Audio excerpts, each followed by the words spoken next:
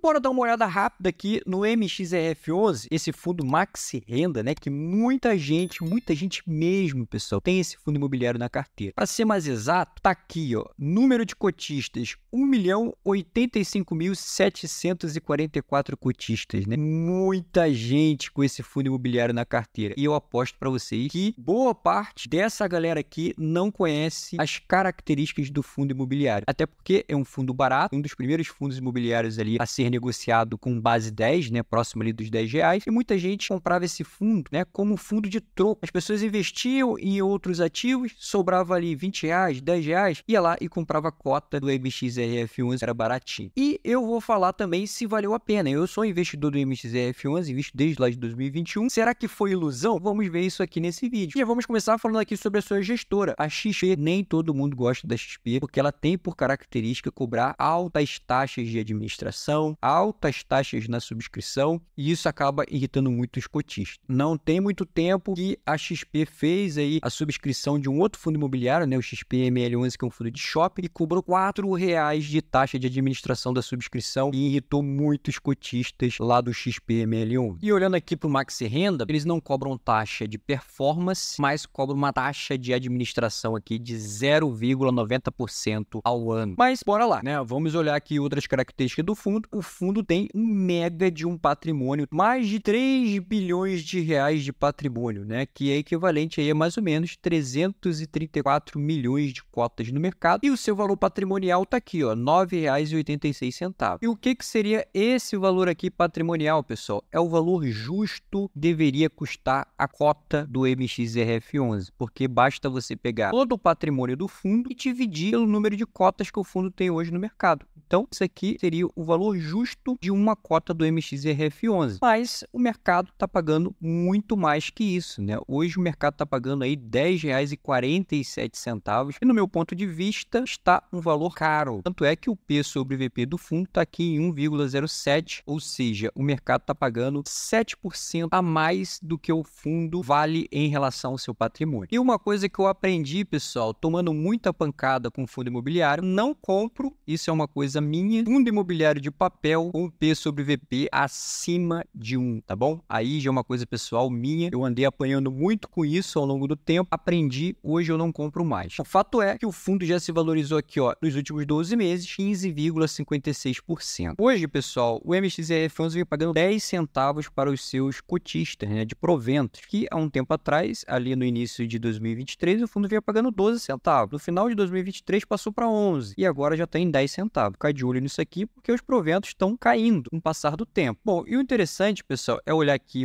para o portfólio do MXRF11, que hoje basicamente é um fundo de papel. 70% está aqui em CRI, são dívidas do setor imobiliário, basicamente falando, ele empresta o dinheiro ali e recebe o dinheiro com juros, sempre voltado para o setor imobiliário, tá? São certificados de recebíveis imobiliários. Tem 8% em permutas financeiras. O que seria permuta financeira, por exemplo? Imagina que o MXRF11 ele tem um terreno, ele faz uma permuta com uma construtora. Então a construtora vai lá, constrói um prédio em cima desse terreno do MXRF11. E conforme eles vão vendendo esses apartamentos, eles vão pagando porcentagens aí para o fundo imobiliário, tá bom? Isso é uma permuta. E também tem 12% em outros fundos imobiliários. Sim, o MXRF11 tem uma carteira, né, que ele investe ali em outros fundos imobiliários e recebe proventos desses fundos imobiliários. E 10% em caixa. Na minha opinião, tá com caixa aí muito alto, né, muito robusto. Muito caixa também não é muito bom, não. Esse dinheiro poderia estar investido em ativo gerador de renda e gerar mais proventos para os seus acionistas. Mas eu não vou criticar muito aqui caixa do MXRF11 não, porque ele pode estar pensando ali uma estratégia diferenciada, né? Não tem como criticar muito isso aqui. E esses CRIs, né, esses certificados de recebíveis imobiliários, eles são indexados, né, por índices de inflação. Eles têm um rendimento ali baseado no índice. 68% dos CRIs do MXRF11 é baseado aqui no IPCA, 32% baseado no CDI, né? Que eu achei muito interessante é que eles estão reduzindo aqui esses CRIs, né, baseado em CDI, porque a taxa Selic basicamente vem caindo, né? né? Tecnicamente, eles vão tendo menos rendimento aqui com esses CRIs baseados no CDI. Uma coisa que eu acho bem interessante aqui no MXRF11 é só a carteira de CRI. Aqui a gente tem a listagem de todos os CRIs que o MXRF11 tem. São muitos, isso é muito bom. E a porcentagem, pessoal, né, que ele tem aqui em cada CRI. Essa coluna aqui, ó, você pode ver que é 1,65, 1,18, porcentagem muito pequena em cada um. Ou seja, se tiver algum problema com algum CRI desse aqui, parar de pagar o fundo imobiliário, né, o fundo não vai sentir tanto impacto assim, que a porcentagem é muito pequena em cada um. Isso é muito bom, né, e mostra que a carteira de CRI do MXRF11 é bastante interessante. Outro ponto muito interessante é que o MXRF11 ele tem aqui, ó, 404 milhões de reais investidos nesses fundos imobiliários aqui, pessoal. Você conhece algum desses fundos imobiliários aqui? Eu também não. E isso tem uma explicação, né? Você pode até ficar com o pé atrás, mas tem uma explicação. Isso porque esses fundos imobiliários aqui, pessoal, eles só estão disponíveis para quem é um investidor qualificado, ou seja, para quem tem mais de 1 milhão na conta bancária, né? Então, dificilmente, né, eu, por exemplo, vou ter acesso aí a esses fundos imobiliários, né? Quem sabe um dia. Bom, o fato é, pessoal, que é interessante, né? Porque a gente pode investir nesses fundos aqui para investidores qualificados através do MXRF11. Toda vez que eu compro uma cota, indiretamente eu estou investindo nesses fundos imobiliários aqui para investidores qualificados, tá bom? E isso é bastante interessante, né? E aí, pessoal, olhando aqui para o retorno do investimento no MXRF11, né? Será que foi ilusão? Né? Muita gente fala que os fundos imobiliários não rendem tanto assim. Mas no caso do MXRF11, pessoal, as coisas foram bem diferentes, tá? Quando a gente olha aqui, né, na plataforma Investidor 10, temos dois tipos de rentabilidade. A rentabilidade considerando o reinvestimento dos dividendos e a rentabilidade real considerando a inflação no período. Olhem, pessoal, em um ano, o MXRF11 trouxe 15,56% de rentabilidade, em 2 anos 42,84%, em 5 anos 63,34% e em 10 anos 184,51% de rentabilidade, considerando aí o reinvestimento dos seus dividendos. É uma mega de uma rentabilidade. E se a gente olhar aqui para baixo, né, em várias janelas, o fundo ficou muito acima da inflação dos períodos, pessoal, o que é muito interessante. Sem contar que nos últimos 12 meses, o fundo remunerou os seus acionistas em